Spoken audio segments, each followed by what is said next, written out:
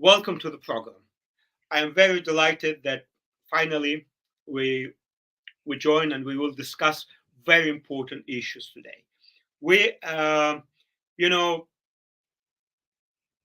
we have to think what is going wrong, what is happening wrong with Azerbaijani society. We see that in the region there are many developments. We see Ukraine, Georgia, Armenia. We see that there are some processes. Azerbaijan is becoming from Caucasian country sliding towards Central Asia. And Ilham Aliyev says that our place is in there, not in Europe. No, our place is not in the South Caucasus. Our place is somewhere, he says, Turkic wall. Of course, it is attractive to some people that, oh, we are Turkic people. Yes, we are Turkic people, but our place is Europe, the place that have been chosen by our founding fathers. Our founding fathers saw place of Azerbaijan in Europe, in democracy. That's why we set up the first democratic institution, Azerbaijani parliament, theater, universities, and now we have to see what we can do now, because today it's deadlock. Sometimes we think that what is wrong? Why nothing happens? Because Vladimir Lenin was saying that there are decades then nothing happens, but there are days then decades happen. We have to think how we can make days that decades happen. And I'm sure that we can do it. Before this program, we spoke about the same issues in Azeri language, and I've seen enormous support of the people.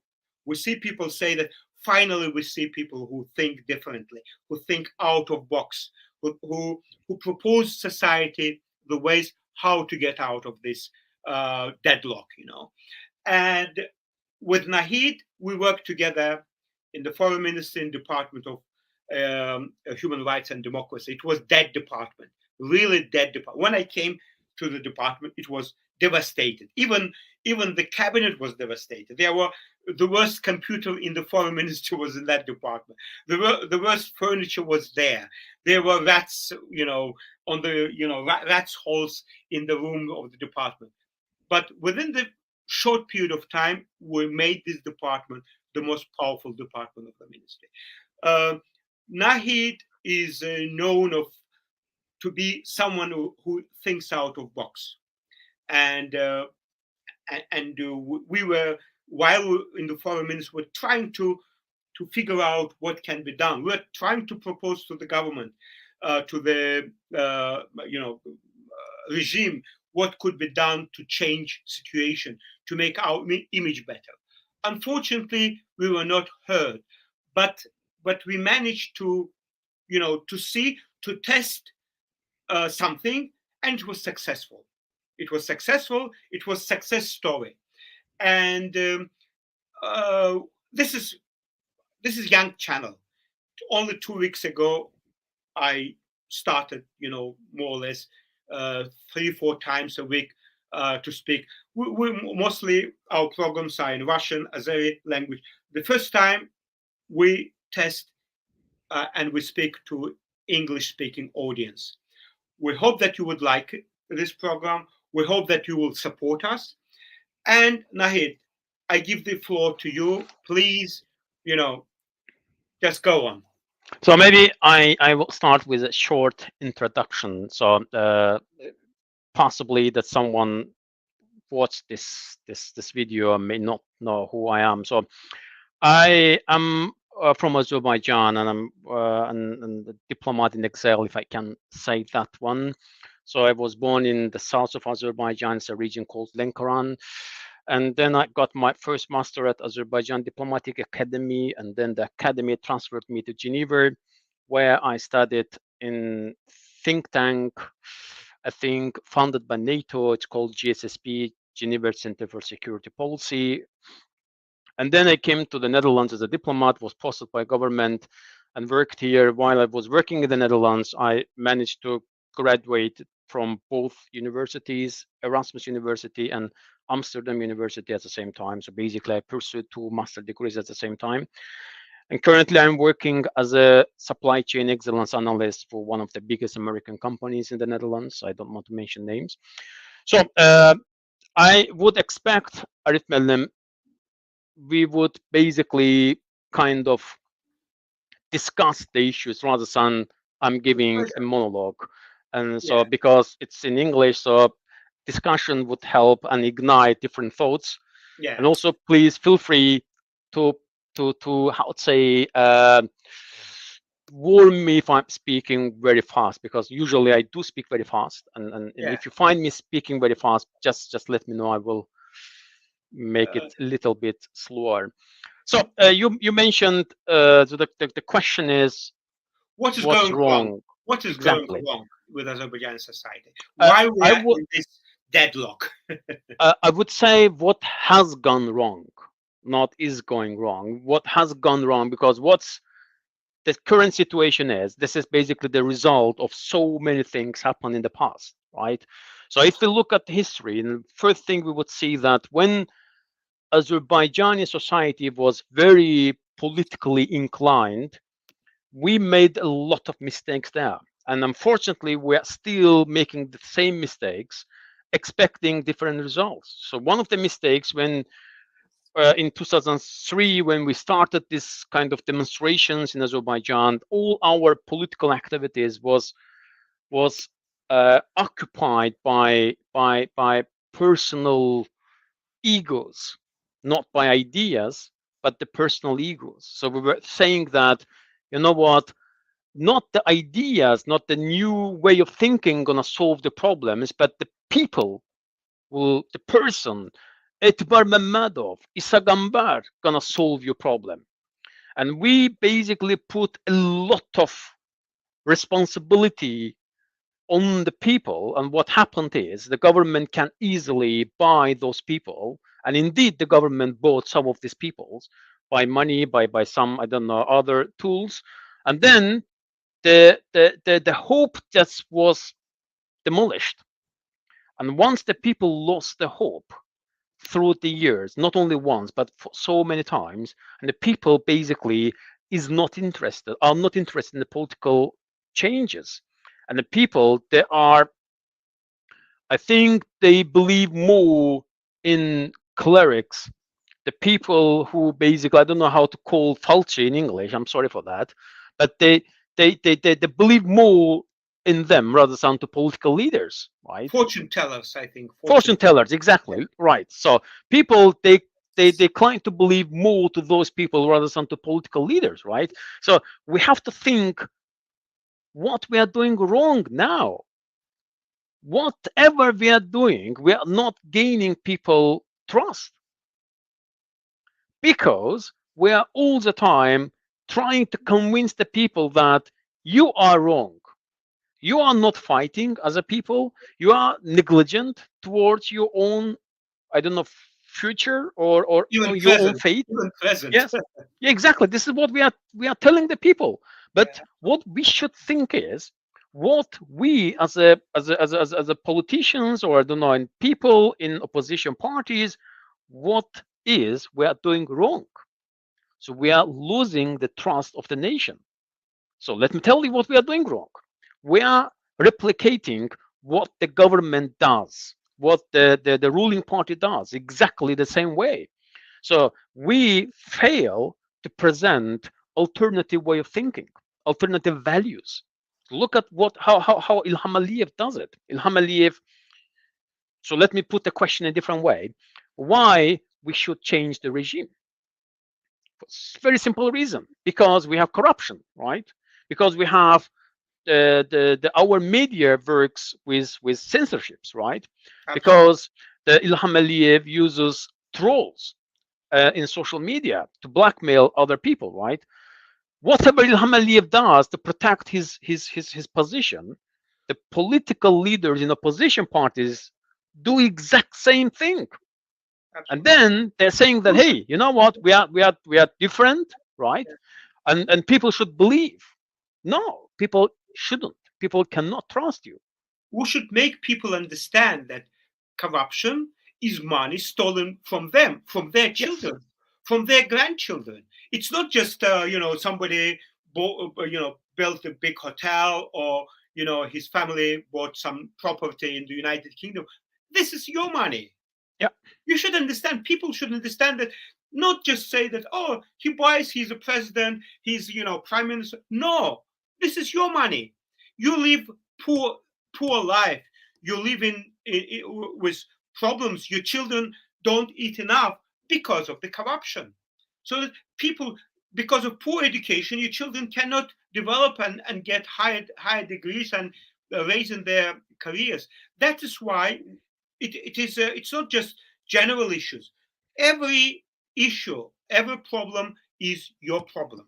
You should understand that when we talk about these issues, it's not because we want just to blame and shame someone, Aliyev or his family. No, because this money belongs to me.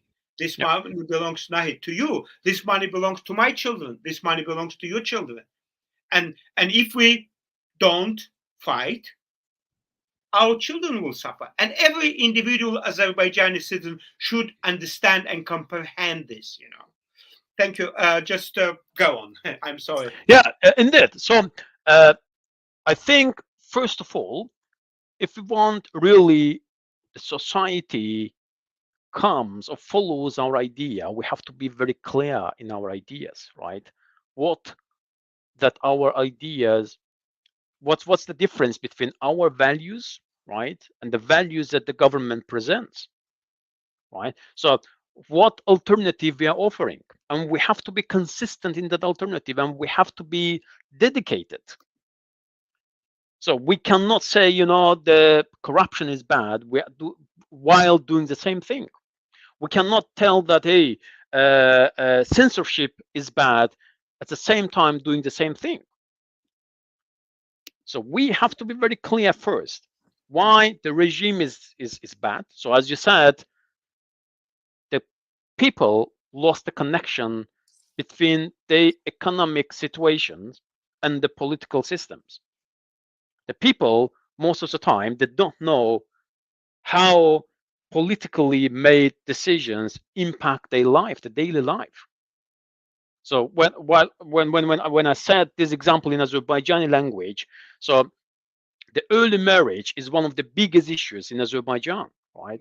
So if we think a little bit more, we can see that there is a connection between the early marriage and the political situation in the country. So the reason why the parents, they are more eager or more willing to let their daughters to marry at the early age, because it's economically so difficult to raise them up. It's a burden for the family. Yeah, it's exactly. A big burden. Yeah. And why it's a big burden of the family? Because we don't have manufacturers, we don't have economic activities in the country. And why we don't have those economic activities in the country? Because the rule of law is not satisfied, is not provided, right? And that's the reason why the companies or the investors that are not coming to Azerbaijan, they're not investing in Azerbaijan because there is not a single law that can protect them. Absolutely, yeah. No serious investor will invest in the country unless he knows that his investment will be protected. There are legal system that if there is a problem, legal system will protect him. And if it doesn't exist, nobody will risk.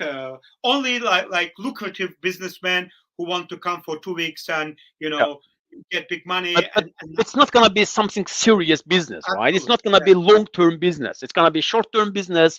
Because of the short-term stability, they can gain something and then they will leave immediately once they have their gains. But I'm talking about the long-term investments, which are not going to come to the country unless we have a rule of law.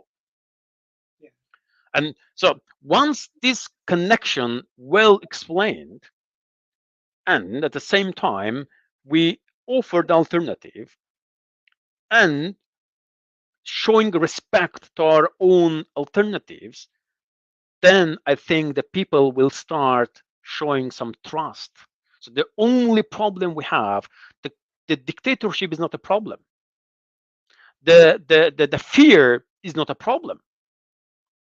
The only problem we have in this country is lack of trust towards politicians in this country, because the fear can be eliminated by trust. If people start to trust politicians, they will follow their ideas. Yeah, I do agree. But unfortunately, we don't do that. So I brought the example that the people from Africa, they took enormous risk in a small boat floating on the Mediterranean Sea, coming from Africa to Europe, because the person has a trust that he will be happy in this land.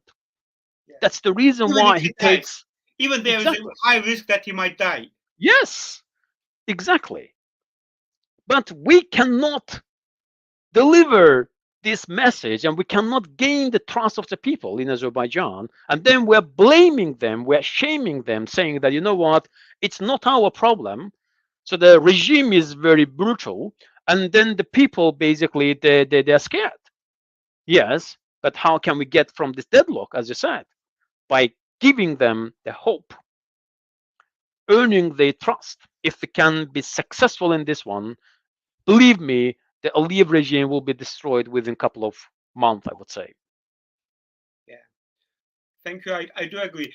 Nightbay, we see that really it appears that Azerbaijani society is just sleeping. Some people say that no,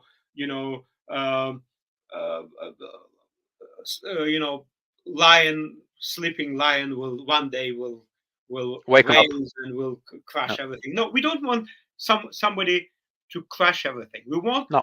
normal system where we can speak openly. We can try to do something, and we have potential. I am sure that there are lots of young people in Azerbaijan who really want to see changes. People say that you just let's see the comments. Azerbaijan is ruled by a criminal mafia. Tyrant and kleptocrat Aliyev has turned Azerbaijan into his family monarchy. Absolutely, but to change it, we have to be proactive. Unfortunately, people, not unfortunately, probably it is the time came that we have to do something, but because people lost the trust in a position. Whether I have many brilliant friends and very really fighters who devoted all their life for the fight, but if it doesn't give a result, it means that we do something wrongly. We have to rectify our mistakes and think how we can do differently. So Armen, Yeah. There's a difference between fighter and political leader. Okay. In Azerbaijan, it's all mixed up, right? So whenever we say someone is fighter, for example, Tofik Yagublu, Yes, he's a brilliant man, right? He's a fighter. He's really a fighter, right? But for some people would consider Tofik Yagublu also a political leader. No, he's not, right? We have to define what we mean by political leaders. So leaders are those with a different vision for the future, right? And with the capacity or skills to convince the people, to make them follow that ideas. So we are talking about the ideas, about not the people, because this is the ideas what makes the leaders unique. Absolutely. We take the ideas from the equations, right, and we put people or the man or the person into that equation, and then we are building enormous egos around that person. And then what happens? The regime comes and takes that person.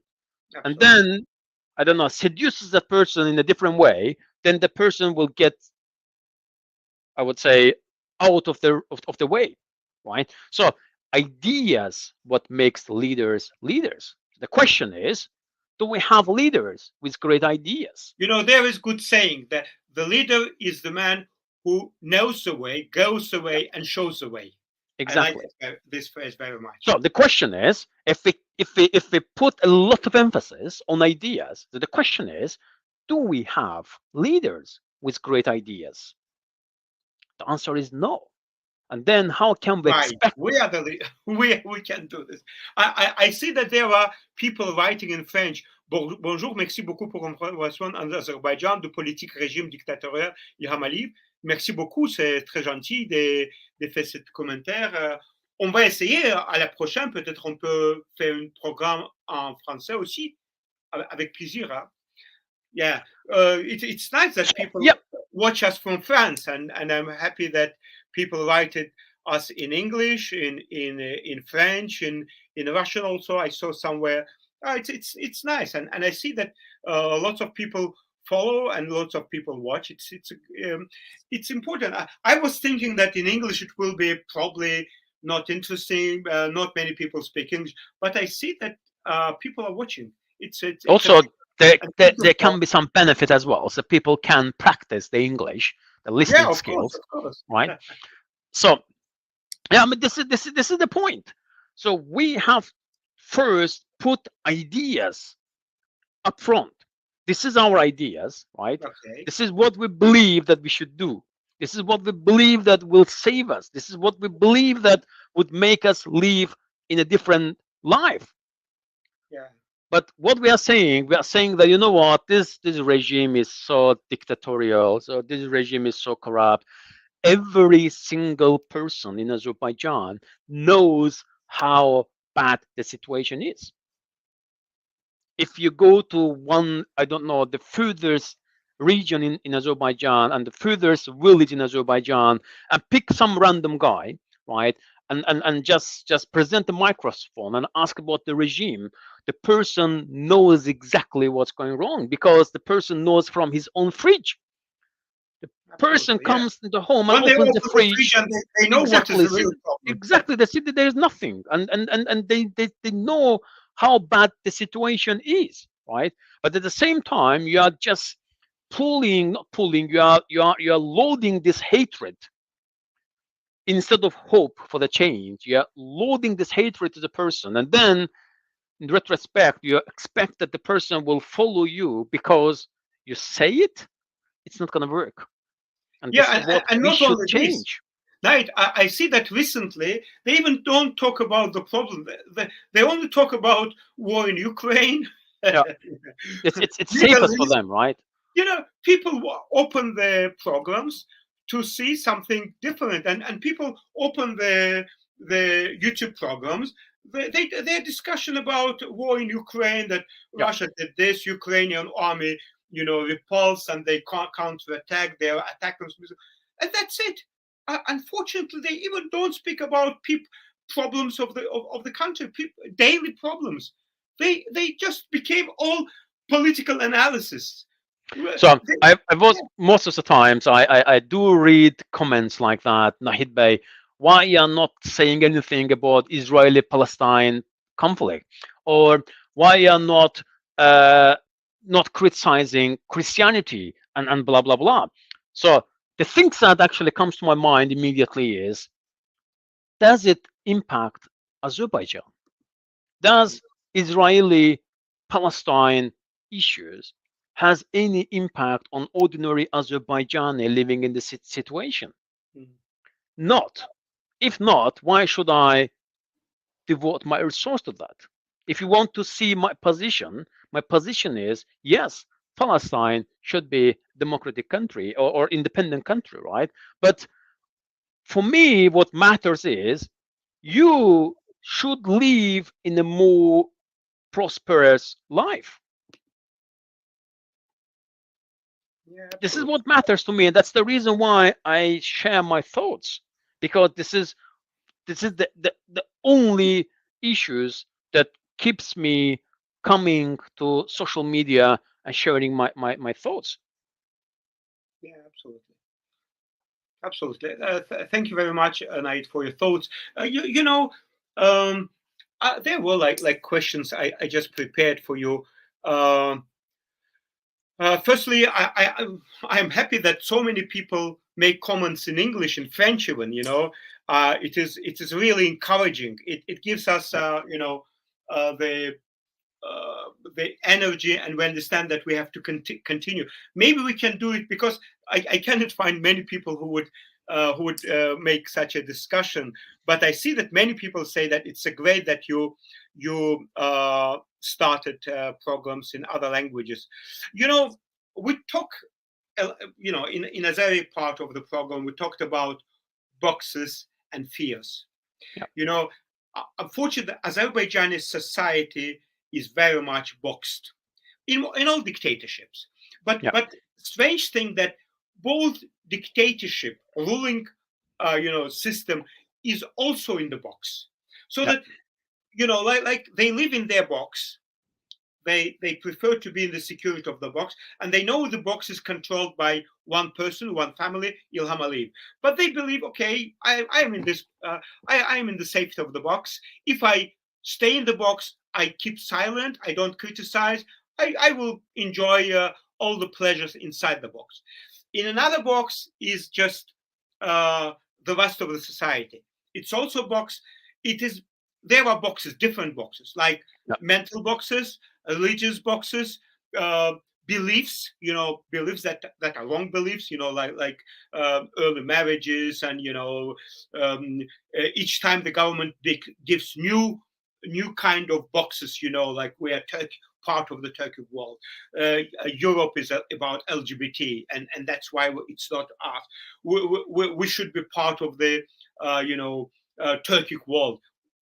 Nobody says not, but firstly we have to be in the democratic world. We want our people to live. So, and everybody keeps in their happy within the box. They say, okay, maybe it is not. We don't have all the freedoms, but there is security of the box. And there is like saying that it is traditional, like min şükür buna da min şükür.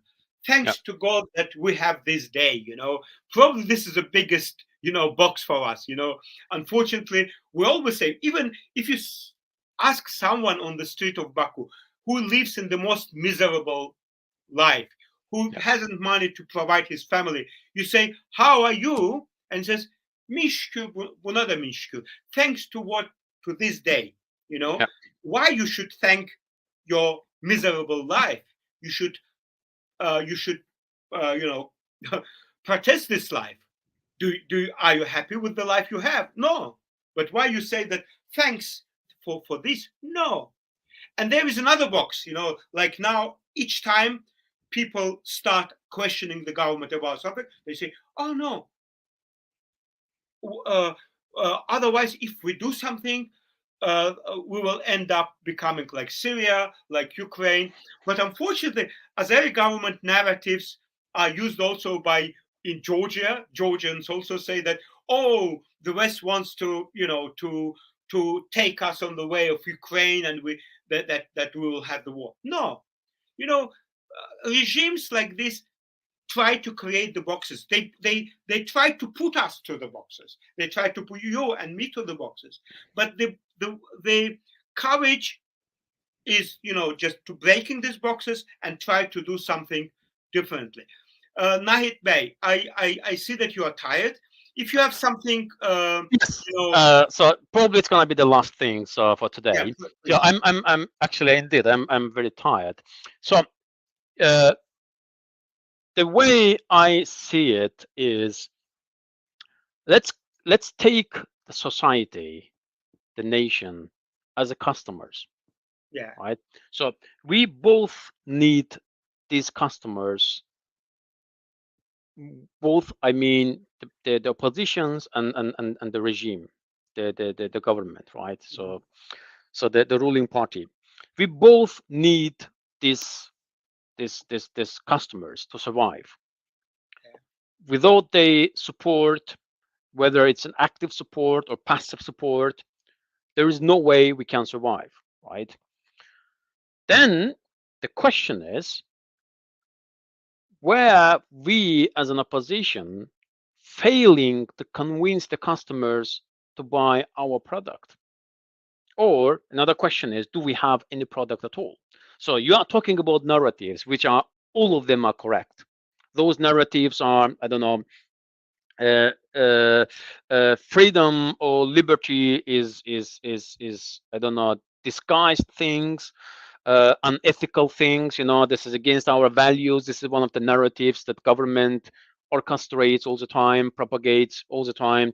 Another narrative, as you said, let's join the Turkic community. So, and then another narrative is, West is all about LGBT, so there is no place for us. So these are the narratives, and unfortunately, the society, to some extent, they buy these narratives, right? What are our narratives are? This is the question. Do we have any narratives to sell the people? I don't see.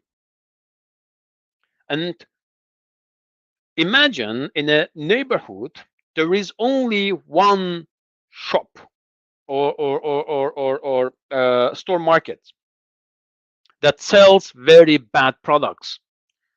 It doesn't matter, and there is not going to be change, regardless how often we criticize the market, saying that there are very old products are selling to the society. Nothing gonna change. The society or the neighborhood gonna go and buy the products from there because they don't have alternatives. The thing's gonna change when we offer something different. Unless we are not offering it, I think blaming the nation, the society, not gonna change anything. It's not gonna work. All the time we have to consider society as our customers. They are not buying our ideas. The question is, why not? We have to change our strategy. We have to change the way we are thinking. We have to change, not the society. We have to change in a way that we can, convince the society for change. Whatever happens in the society in a negative way, this is our failure. We should take blame for that, not the society. This is mostly the last thing I wanted to say today, Arpem. Thank you very much for this opportunity. And it was, for me, the first time I'm talking to Azerbaijani, for the Azerbaijani, let's say, audience in English. It feels a little bit strange, but I think it's a nice thing. Thank you for this opportunity. I really appreciate that.